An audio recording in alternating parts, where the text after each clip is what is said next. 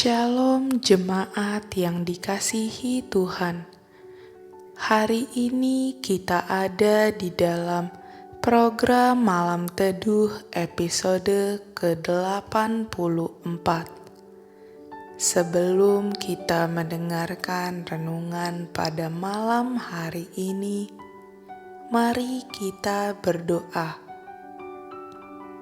Ya Bapa Pencipta alam semesta, kami bersyukur untuk kemurahan-Mu atas hidup kami. Kami mohon Tuhan, bimbingan tangan-Mu selalu untuk kami melaksanakan setiap aktivitas kami. Amin. Renungan pada malam ini ditulis oleh Evangelis Dupin Maulana yang berjudul Ketika Hidup Seperti di Gua Adulam.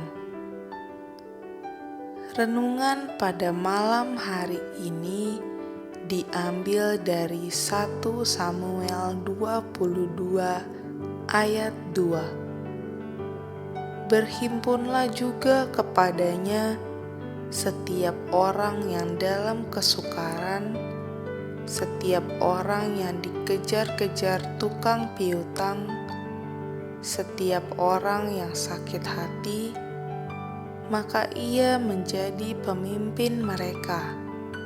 Bersama-sama dengan dia ada kira-kira 400 orang. Banyak hal yang telah dilalui Daud semasa hidupnya. Sukacita dan dukacita telah ia alami. Mungkin salah satu hal paling sedih yang dialami Daud adalah ketika ia sedang ada di Gua Adulam. Di Gua Adulam ini, masa-masa kritis Daud terjadi. Dia tidak bisa pergi ke rumahnya. Dia tidak bisa pergi ke istana. Dia tidak bisa pergi kepada Samuel. Dia tidak bisa pergi kepada sahabatnya Yonatan. Dia tidak bisa pergi ke rumah Tuhan. Dan dia tidak bisa pergi kemana-mana. Kata adulam memiliki makna perlindungan. Dan betul, di Gua Adulam inilah yang menjadi tempat perlindungan sementara Daud. Betapa sedihnya kehidupan Daud semasa ia berada di Gua Adulam dapat diketahui melalui pembacaan Alkitab di Mazmur 142. Hidupnya di masa itu begitu sulit. Ia telah kehilangan semangat yang terdapat dalam ayat 4.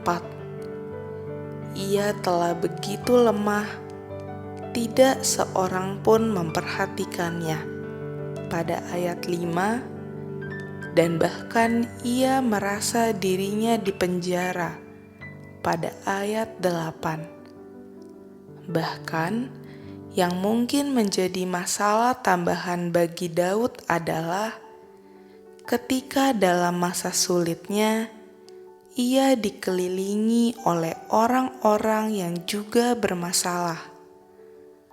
Orang-orang itu terdiri dari mereka yang kesukaran, setiap orang yang dikejar-kejar tukang piutang, setiap orang yang sakit hati. Bahkan Alkitab menghitung jumlahnya kira-kira sampai 400 orang yang tertulis pada ayat 2. Begitu rumitnya kehidupan yang Daud alami. Ditambah dengan orang-orang di sekelilingnya yang justru berharap kepadanya atas masalah yang sedang mereka hadapi. Daud yang sedang sangat bermasalah pada saat itu harus juga menjadi pemimpin dari banyak orang yang sedang bermasalah. Daud dituntut untuk menjadi orang yang sangat bertanggung jawab pada masa kesukarannya. Namun, dalam kesengsaraannya di Gua Adulam, perlahan-lahan Tuhan menunjukkan kasih setianya kepada Daud. Hal itu dimulai dari kembali berkumpulnya orang-orang terkasih yang dikenal Daud, yakni keluarganya. Ketika didengarnya bahwa Daud sedang dalam kesulitan, keluarga dan saudara-saudara Daud mendatanginya dan berkumpul bersamanya. Mereka senantiasa ada untuk membantu Daud melewati masa sulit dalam hidupnya, seperti yang tertulis dalam 1 Samuel 22 ayat 1. Salah satu hal yang dapat dicontoh dari Daud adalah pada saat masa di Gua Adulam, yaitu perhatiannya kepada banyak orang, terkhususnya orang tuanya, yang dibuktikan dengan dia berusaha mencarikan tempat ternyaman dan teraman bagi orang tuanya, yang tertuang dalam ayat 2. Hal lain yang dapat dipelajari dari kisah Daud adalah ketika ia berkata, "Sampai aku tahu apa yang dilakukan Allah kepadaku." Dia tahu dia dipanggil dan diurapi untuk menjadi Raja Israel berikutnya. Tetapi dia tidak tahu bagaimana Tuhan akan membawanya ke sana. Daud harus percaya dan taat ketika dia tidak tahu apa yang akan Tuhan lakukan.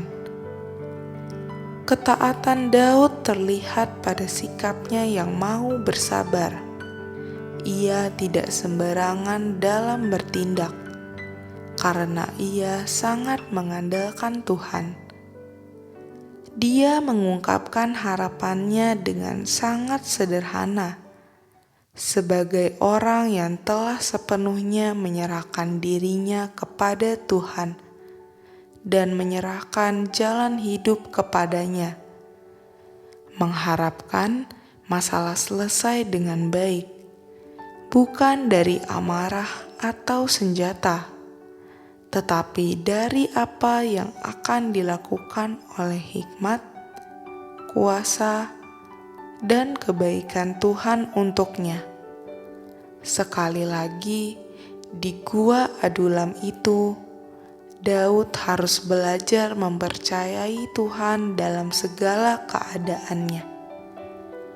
Bukan hanya ketika ia sedang bersukacita, tetapi juga dalam masa duka cita.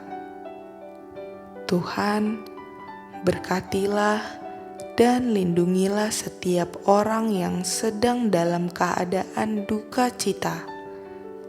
Berikan mereka iman yang kuat, serta penghiburan untuk dapat melalui setiap masalah kehidupannya.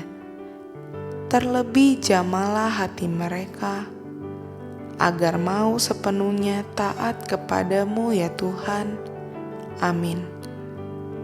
Demikian renungan pada malam hari ini. Kiranya renungan ini dapat menjadi rema dalam kehidupan kita pribadi. Sampai jumpa dalam program Malam Teduh berikutnya. Tuhan Yesus memberkati.